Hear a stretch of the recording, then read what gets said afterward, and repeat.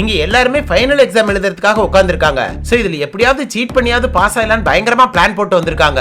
அதுல இவ தான் முக்கியமான பொண்ணு. ஏன்னா இவ தான் இந்த கிளாஸ்லயே நல்லா படிக்கிற பொண்ணு. அதே சமயம் இவள மாதிரி யாராலையுமே சீட் பண்ணவே முடியாது. சோ கிளாஸ்ல இருக்கிற எல்லாருக்கும் இந்த எக்ஸாம்ல எப்படி சீட் பண்ணி பாஸ் பண்றதுன்னு முன்னாடியே ட்ரைனிங் கொடுத்து வச்சிருக்கா. அதுக்காக பியானோல எப்படி ஏபிசிடி இருக்குமோ அதை வச்சு ஆன்சர் எழுத ட்ரைனிங் கொடுத்து வச்சிருக்கா.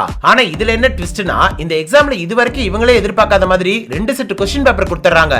சோ எல்லாருக்குமே ஒரே ஆன்சர் வராது. இதுல இவளுக்கு செட் A क्वेश्चन பேப்பர் வந்திருக்கு, மீதி இருக்கிற பாதி பேருக்கு செட் B क्वेश्चन பேப்பர் வந்திருக்கு. ஆனா அதையுமே இவ டேலண்டா சமாளிச்சறா.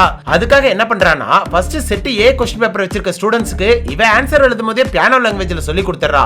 அந்த செட் A क्वेश्चन பேப்பர் வச்சிருக்கிற எல்லா பசங்களும் அவங்களுக்குள்ளே ஷேர் பண்ணி எழுதி முடிச்சறாங்க. பார்த்தா இன்னும் 30 நிமிஷம் தான் பாக்கி இருக்குன்னு சார் சொல்றாரு. அதனால செட் A முடிச்ச பசங்க பேப்பர் கொடுக்கிறதுக்காக சார் கிட்ட போற மாதிரி மறைச்சுக்கிறாங்க.